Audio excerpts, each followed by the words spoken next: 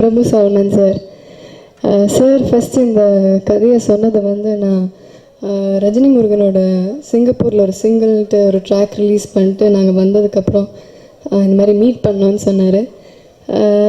சரி sir meet பண்ணலாம், நான் டேட்டு அப்படின்னு ஆரம்பித்தேன். அப்போ சார் வந்து நில்லுமா உன்னை முதல்ல பார்க்கணும் அப்படின்னாரு. சரி சார், ஓகே சார் அப்படின்ட்டு பார்த்தேன். கதை சொன்னார்.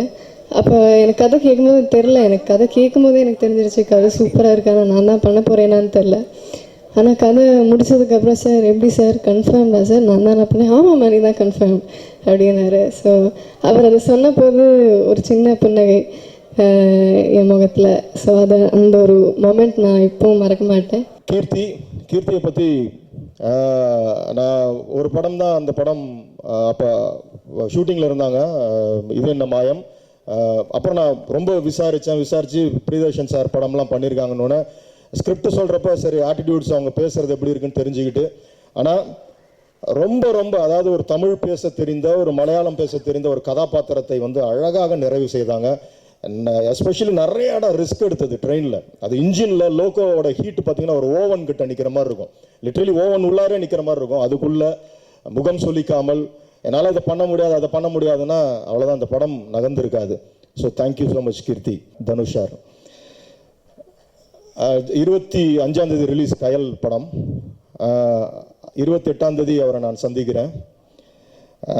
எனக்கு 3 படங்கள் வந்து புதுமுகங்களை வைத்து நான் எடுத்ததுனால எனக்குள்ள ஒரு பயங்கர ஃப்ரீடம் இருக்கும். நான் பாட்டு எனக்கு தோன்றது ஒரு ஷாட் எடுப்பேன், திடீர்னு ஃபர்ஸ்ட் காப்பி பண்ணுறதுனால அது நம்ம தானே பண்ண போகிறோன்ட்டு போயிடுவேன். நம்ம ஈவினிங் அந்த கிளைமேட்டுக்கு வெயிட் பண்ணுவேன். ஸோ முதல் முறையாக ஒரு பெரிய நடிகர் அப்போ வந்து ஷமிதாப் பண்ணிகிட்ருக்காரு. ஸோ அவரை எப்படி நம்ம வந்து எப்படி அவர் கூட பயணிக்க போகிறேன் அப்படின்ற ஒரு கேள்விகள்லாம் இருந்துச்சு. சரி, நான் முதல் முறை மீட் பண்ணுறேன். அப்போ அவர் கொடுத்த முதல் வார்த்தை தான் இந்த தொடரி திரைப்படத்தோட இன்னைக்கு நீங்கள் பார்க்குற முழுமை. அவர் சொன்ன ஒரே வார்த்தை, சார் என்னைக்கு டேட்டு, என்னைக்குன்னு சொல்லுங்கள் நான் வரேன்.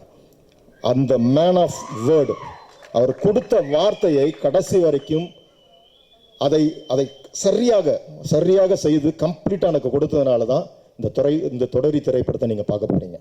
ஏன்னா ஒருவேளை ஏதாவது ஒரு ஒரு ஒரு வேற மாதிரிலாம் உள்ளுக்குள்ளே நடந்துருந்துச்சுன்னா இந்த படம் நகர்ந்திருக்காது. ரொம்ப ஹானஸ்டாக எனக்கு ரொம்ப ஈஸியாக இருந்துச்சு. ஒரு முறை சொல்லி ஒரு முறை தான் பூச்சியப்பன்ற கேரக்டர், இதான் பாடி லாங்குவேஜ், தான் ஆட்டிடியூட்ஸ்னு சொன்னேன். அதுக்கப்புறம் எனக்கு ஸ்ட்ரெயினே கிடையாது. ஸோ அவருடைய உயரங்கள் வேற, நிறைய சொல்லிக்கிட்டே போகலாம். ஹாலிவுட்டுக்குள்ளே நுழைஞ்சிருக்காரு. ரொம்ப சந்தோஷமாக இருக்குது சார். அஸ் எ பிரதர் நானும் அடிக்கடி நான் கேட்பேன் அவர்கிட்ட பார்க்குறப்பெல்லாம், செல்வா சார் எப்படி இருக்கார் சார். ஏன்னா அவங்களெல்லாம் பார்த்து வியந்திருக்கிறேன் நான். அதாவது டோட்டலாக பார்த்தீங்கன்னா ஒரு டைரக்டர் ஃபேமிலின்றப்ப அதையெல்லாம் கரெக்டாக வச்சுக்கிட்டு எனக்கு டைமுக்கு வந்து, ஏன்னா இது ரொம்ப கஷ்டம், அவ்வளோ ஒத்துழைச்சார். இன்னும் ஒரிசாவில் பார்த்தீங்கன்னா ஒரு இடம்லாம் தங்க முடியாது எங்களால். லிட்ரலி ஒரு 4 days கேரவன்லேயே படுத்துக்கிட்டு அந்த படத்தில் அந்த சாங்கை நடிச்சு கொடுத்தாரு. ஏன்னா இங்கே ஹோட்டல்ஸே இல்லை. ஸோ நிறைய சொல்லலாம். அவர் இன்னும் என்னை பொறுத்த வரைக்கும் ரொம்ப யதார்த்தமாக ஒரு திரைப்படத்துக்குள்ளே அவரை நான் வச்சு பயணிச்சிருக்கேன். இன்னும் அவருக்கான தீனி இந்த திரைப்படத்தில் என்னால் அதை தாண்டி நிச்சயமாக ஒரு நிகழ்வு நடக்கும்னு நினைக்கிறேன். ஆனால் இஸ் அமேசிங். எனக்கு அவ்வளோ கோஆப்ரேட்டிவாக இருந்தார். எதுக்கு நான் இதை சொல்கிறேன்னா, எனக்கு நிறைய விஷயங்கள் வந்து நான் அவர்கிட்ட சொல்லியிருக்கேன், எனக்கு சொல்ல தெரியாது சார், எடுப்பேன் அவ்வளோதான். இது எல்லாம் நடந்தது நம்பிக்கையை வைத்து தான். என்னை தனுஷ் அவர்கள் நம்பினார், என்ன தயாரிப்பாளர்கள் அவர்கள் நம்பினாங்க. எல்லாரும் இந்த நம்பிக்கைன்ற ஒரு கயிறை கட்டி இந்த தொடரி என்ற ரயிலை நாங்கள் இழுத்து இருக்கிறோம்.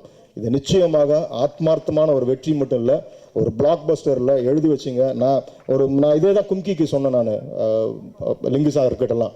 நிச்சயமாக இந்த திரைப்படம் உங்களுக்கு வந்து ஒரு வசூல் சாதனை திரைப்படமாக அமையும். அதுதான் இன்னைக்கு தயாரிப்பாளர்களுக்கு தேவை. அதை நோக்கி எல்லாரும் ஓடி இருக்கும். இந்த படம் வந்து நிச்சயமாக அவங்களோட ப்ரேயர்ஸ் எல்லாம் இருக்குது. ஸோ யாராவது விடுபட்டிருந்தா என்னை மன்னிங்க. மீண்டும் வந்ததுக்கு நன்றி. உங்கள் எல்லாரையும் I am thanking you from my heart. Thank you so much. ஒரு ஆம்பளைக்கு எதிராக ஒரு ஆம்பளையவே டயலாக் பேச வச்சு தேட்டரில் இருக்கிற ஆம்பளைங்களையே அதுக்கு கைத்தட்ட வச்சுட்டார்.